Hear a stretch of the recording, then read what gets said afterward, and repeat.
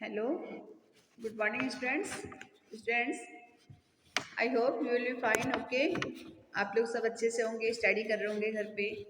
तो आज हम इसका चैप्टर 21 नेचर एनवायरनमेंट का थर्ड पार्ट रीड करते हैं। बट हम एक बार let us revise the before part कि हम लोगों ने पहले हम फर्स्ट एंड सेकंड पार्ट में क्या पढ़ा था, इसके बारे में एक बार थोड़ा सा हम रिवीजन करते हैं, फिर हम इसका थर्ड पार्ट स्टार्ट करेंगे। ओके, तो लेट्स नाउ कि नेचर एनवायरनमेंट हम लोगों ने अभी आप देखिए पिक्चर में कि नेचर एनवायरनमेंट में हम लोग कितने खुश होते हैं कि हमारे पास में जो गार्डन है हम उसमें खेलना पसंद करते हैं, फ्लावर्स वगैरह देखना पसंद करते हैं। तो आपके अंदर एक अच्छा सा फील होता है, आपको बहुत अच्छा लगता है कि हम गार्डन में खेल रहे हैं, है ना। और प्लस वहाँ पे आपको चोट लगने का भी नहीं रहता। गार्डन में हम लोग खेलते हैं तो सेफली खेलते हैं, चारों तरफ बाउंड्रीज वगैरह रहते हैं, सीसॉ वगैरह रहते हैं, तो उसको हम अच्छे से उसका मजा लेते हैं हम लोग, है ना। गार्डन का हमारे जो फ्रेंड सर्किल है वो पूरा हमारे गार्डन में हम लोग एक दूसरे से पकड़ना खेलना है, झूले झूलना है, तो ये सारे हमें बहुत अच्छे लगते हैं। इस वजह से गार्डन में हम लोग देखते हैं कि बहुत तरह के डिफरेंट टाइप का बर्ड्स वगैरह हमें दिखाई देती है ना। तो हम वहाँ पे जो गार्डन में बहुत सारे पेड़ वगैरह होते हैं उसमें हम बहुत सारे बर्ड्स वगैरह देख सकते हैं और अपना पूरा एंजॉयमेंट कर सकते हैं। ये हमारा एक तरह का रिक्रिएशन टाइप से हो जाता है कि एक बार हम लोग गार्डन में खेलने से उसके बाद हम लोग पढ़ाई में मन लगा के करते हैं, है ना। तो अब आप देखिएगा कि हमें नेचुरल एनवायरनमेंट में आपको पता है कि नेचुरल एनवायरनमेंट क्या क्या होता है।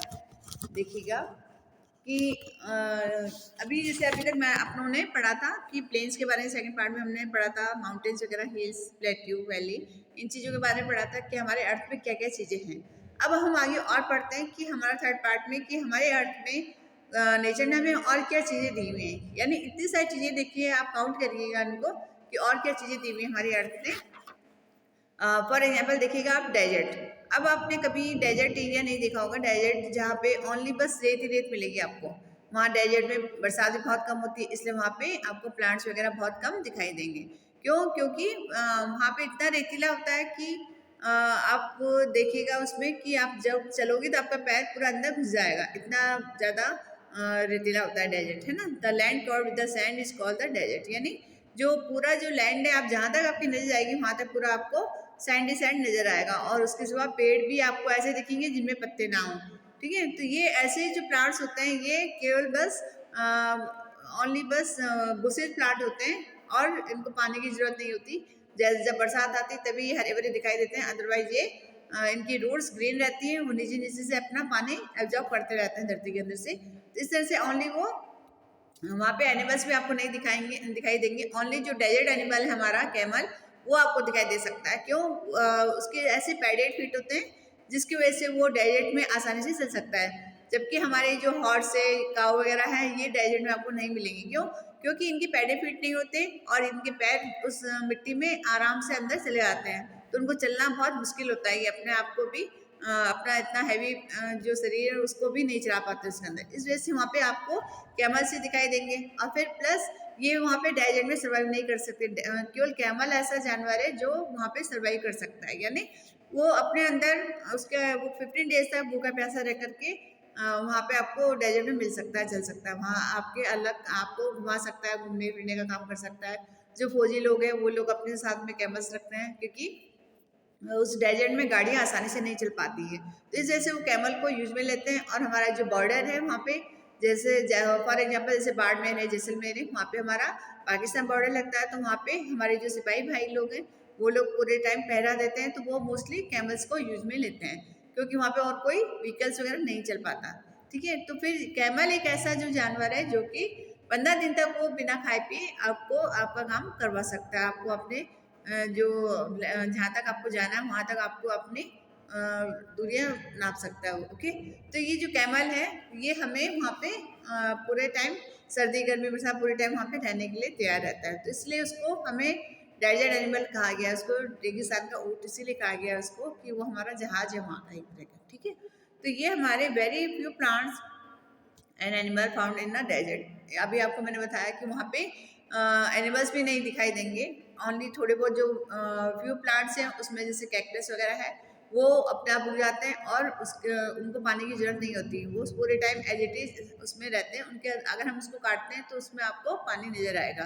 तो ये देखिए कितना सरप्राइज वाली बात है कि एक डेजर्ट में पानी ना होने के बाद भी उस प्लांट के अंदर पानी निकलता है ना। तो जो कई जानवर हैं तो कई बार उस कैक्टस को खा के अपनी प्यास बुझाते हैं। तो वहाँ पे पानी जितना भी होगा तब भी वो एब्जॉर्ब कर लेती है, वहाँ की मिट्टी ऐसी होती है कि पूरा एब्जॉर्ब कर लेती है पानी को, ठीक है। और ऊपर आपको सारा पूरा सूखा दिखेगा, लेकिन हम अगर मिट्टी हटा के देखते हैं तो उसके नीचे हमें थोड़ी उसकी नमी दिखाई देती है, ओके। अब हमारा नेक्स्ट है फॉरेस्ट, कि फॉरेस्ट क्या है। फॉरेस्ट हमारा, ये भी हमारा नेचर ने दिया हुआ है फॉरेस्ट, कि जहाँ पे जैसे अब डेजर्ट है, ऐसे कई एरिया ऐसे होते हैं जो कि केवल पेड़ों से ढके होते हैं। वो हमारे वाइल्ड एनिमल के काम में आते हैं ताकि वो छुप के अपना शिकार कर सकें, और वो लैंड उन्हीं के काम में आती है फॉरेस्ट जो है।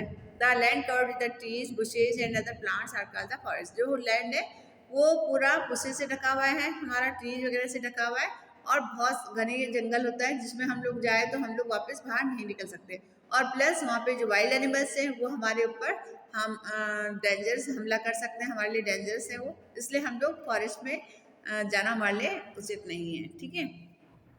अब नेक्स्ट है हमारा आइसलैंड। आइसलैंड कैसा है, जैसे आप लोग कभी अजमेर में अपना चौपाटी वगैरह में घूमते हो तो आप सपोज करिए कि जो बीच में टापू बना हुआ है वो आपका आइसलैंड है, ठीक है। तो आप देखिएगा वहाँ पे a piece of land surrounded by the water all around called the island. अब अभी हमारा आइसलैंड कौन सा है, ये अनासारे के बीचों बीच जो टापू बना हुआ वो हम उसको आइसलैंड कह सकते हैं, यानी उसके चारों तरफ पानी है और बीच में वो रिसॉर्ट बना हुआ है, वहाँ पे आप अपना एंजॉय कर सकते हो। ठीक इसी तरह से हमारा आइसलैंड होता है कि जिसमें हम लोग बीच में एक टापू बना हुआ, चारों तरफ देखिए आप पानी आपको पिक्चर में भी दिखाई दे रहा होगा, ओके। अब आगे नेक्स्ट है हमारा huge water body called a sea. अब आप देखते हो कि बहुत बड़े बड़े समुद्र होते हैं, जब आपने केरला तमिलनाडु साइड में देखना कभी भी कि वहाँ पे बहुत बड़े बड़े समुद्र होते हैं, और वहाँ पे जब भी कोई चक्रवात तूफान वगैरह इस टाइप से तूफान आता है तो उसको पूरा हमारे अर्थ पे उसका फर्क पड़ता है, यानी वहाँ का तूफान हमारे यहाँ तक पहुँचते पहुँचते थोड़ा धीमा हो जाता है, क्योंकि तमिलनाडु काफ़ी दूर पड़ता है हमारे यहाँ से, बट वहाँ पे भी ऐसे तूफान वगैरह आते रहते हैं, जैसे हमारे डेजर्ट एरिया में आते हैं। डेजर्ट में भी तूफान ऐसा आता है कि पूरी की पूरी उसकी जो सैंड है पूरी उड़ करके एक जगह से दूसरी जगह इजीली पहुंच जाती है, क्योंकि गर्मी के टाइम पे क्या होता है कि ये सैंड हल्की होती जाती है और अपना एक गुब्बार लेकर के आसमान की तरफ बढ़ने लगती है। फिर जैसे जैसे मौसम ठंडा होने लगता है इवनिंग टाइम तक, और ये वापस से नीचे आती है, तो जो एक स्ट्रॉन्ग एक बहुत मतलब आंधी तूफान लेकर के नीचे आता है ना। तो देखिएगा आप आगे, huge water body is called the sea, the water is in the sea is a salty. अभी सारा जो समुद्र का जो पानी होता है वो हमारा सारा सॉल्टी पानी होता है, यानी हम उसको पीने योग्य नहीं होता है। उसमें ओनली उसमें मोस्टली फिशेज वगैरह आपको दिखाई देंगी, बट सारे जानवर उसमें नहीं रह सकते। Both the sea and ocean water is the unfit for drinking, मतलब जो जितने भी सीज वगैरह हैं उसका पानी हमारे पीने योग्य नहीं होता। ओनली जो रिवर्स होती है जो माउंटेन्स के उसमें से निकलती है, नीचे धरती से निकलती है, वो हमारे पीने योग्य होता है, ओके। तो रिवर्स तो हमारे इतनी ज़्यादा है नहीं, लेकिन सीज आपको बहुत मिलेंगे। Oceans, a big sea is called ocean. अब ओशियंस वगैरह हैं जिसे हम लोग इसको वो कह सकते हैं कि बहुत बड़े जैसे ग्लेशियर्स वगैरह होते हैं बर्फ़ के, उसको हम ओशियंस कह सकते हैं, ठीक है। तो ऐसे हमारे जो ओशियंस वगैरह हैं, हमारे पृथ्वी में बहुत सारे ओशियंस वगैरह हैं, और वहाँ पे बहुत बड़े बड़े बर्फ़ के ग्लेशियर बने हुए हैं। रिवर देखिए आप, अभी जब ग्लेशियर पिघल के नीचे आते हैं तो ये एक रिवर का रूप ले लेते हैं, और वहाँ से पिघलते हुए माउंटेन से होते हुए हमारे पास तक पहुँचते हैं। ये a channel containing the large amount of water is called a river, यानी बहुत सारे फॉर्म में पानी ऊपर से हाई हिल से गिरता हुआ रिवर कहलाता है। River organise in the mountain, अभी आपको मैंने बताया था कि माउंटेन से निकलता है, जैसे ग्लेशियर पिघलता है फिर वो अपना रास्ता बनाता हुआ माउंटेन से होता हुआ आपके पास तक पहुंचता है, और इसका सॉल्टी बना कम होता जाता है, क्योंकि सॉल्ट इसके साइड में रिवर के साइड साइड में बनता है, तो और पानी क्लियर होता हुआ पीने योग्य बन जाता है। तो river organise from the mountain, a small river is a stream, और छोटी छोटी सी जो नदियाँ वगैरह रहती हैं उसको हम स्ट्रीम कह सकते हैं, यानी झरना। छोटे से माउंटेन्स के ऊपर से आप देखा होगा आपने घरों के पास में जो माउंटेन्स वगैरह है, तो वो यानी पानी जब बरसात का पानी आता है तो यानी माउंटेन्स के ऊपर से होता हुआ आ रहा है और एक झरने का रूप ले लेता है। तो वो झरना होता है जो कुछ ही टाइम के लिए होता है, यानी जब आपका रेनी सीजन है तभी वो झरना बहता है, अदरवाइज वो बंद रहता है। नहीं तो जैसे रिवर है, रिवर तो पूरा माउंटेन से चली आ रही है और वो कभी सूखती नहीं है। ऐसे हमारा लेक है, लेक देखिए, a large area of a fresh or a salty water surrounded by the land is called a lake. अब लेक में क्या होता है कि चारों तरफ पानी केवल एक बंधा हुआ पानी होता है, यानी उसमें आप देखिए जो एरिया है फ्रेश और salty water surrounded by land, तो जो उसका सॉल्टी वाटर है उसका साइड साइड में एक पॉन्ड मान लीजिए लेक को, जैसे हमारा अभी पानी हमारे कहाँ से आता है, बिशनपुर डैम से, तो वहाँ पे एक तरह का वो लेक है, यानी वहाँ पे पानी इकट्ठा होता है और हमारे घर तक उसका सप्लाई होता है। ठीक है, तो ये हमारा लेक कहलाता है। तो अब आप देखिएगा हमारा रिवर, हम एक बार पिक्चर देख लेते हैं। ये देखिएगा आप, इसमें रिवर्स हैं, ये लेक है। ओके, अब आप देखिएगा हमारे नेचर में हमें जैसे मैनमेड थिंग्स हैं, आदमी ने आज इतना प्रोग्रेस कर लिया है कि हमारा एरोप्लेन्स वगैरह है, गाड़ियाँ वगैरह, फोर व्हीलर वगैरह है, पानी में पानी वाले जहाज वगैरह हैं, जो हमारे एक जगह से दूसरी जगह हम तक पहुँचते हैं। ऐसे हमारा कम्युनिकेशन बढ़ गया है कि हम लोग जैसे फ़ोन के जरिए हम एक जगह से दूसरी जगह तक बात कर सकते हैं। पहले ये सब चीज़ नहीं थी, तो ये सारा मैनमेड थिंग्स है।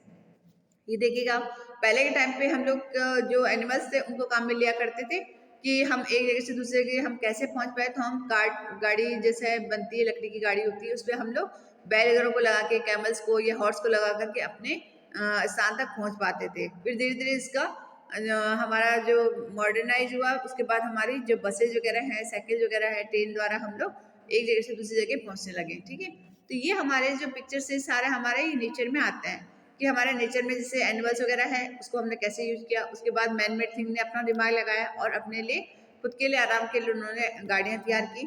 ये देखिए आप, फिर अब उस पहले हमारे क्या था, पोस्ट ऑफिस वगैरह चला करता था, मतलब एक आदमी को लगाया जाता था इन चिट्ठियों को वितरित करने के लिए। फिर धीरे धीरे मोबाइल का टाइम आया और अब चिट्ठियों का बंद होकर के मोबाइल से हम हैंड टू हैंड अपना दूसरे का हाल जान सकते हैं। ठीक है, तो अब हम एक बार इसका रिवीजन टाइम करते हैं, पूरा हमने चैप्टर में क्या क्या पढ़ा था। Okay, all the things around the either nature और मैन मेड थिंग्स, कि हम लोग जब भी देखते हैं अपने जो आसपास जो हमारा सराउंडिंग एरिया है वहाँ पे हमारा मैन मेड थिंग्स भी देखते हैं और हमारा नेचर भी देखते हैं। तो our earth made of land and water, हमारा अर्थ जो लैंड और वाटर से बना हुआ है। The 3/4 the part of the earth is water and 1/4 is the land, यानी 3/4 पार्ट हमारा अर्थ का वाटर है और 1/4 हमारा लैंड है। तो स्टूडेंट्स, आई होप आपको अच्छे से समझ में आएंगे ये तीनों पार्ट्स। आप अच्छे से इसको रीड करिएगा, फिर इसका पीडीएफ वगैरह करिएगा। आपको 2 पार्ट में पीडीएफ मिलेंगे, एक तो आपका सिलेबस के अकॉर्डिंग, एक आपका जो सिलेबस में नए क्वेश्चन ऐड हो रहे हैं उनका भी आपको पीडीएफ भेजूंगी मैं। ओके, तो दोनों पार्ट आप करिएगा, आपके ये सेकेंड टर्म का सिलेबस है, आप इसको करते रहिए। Okay, thank you.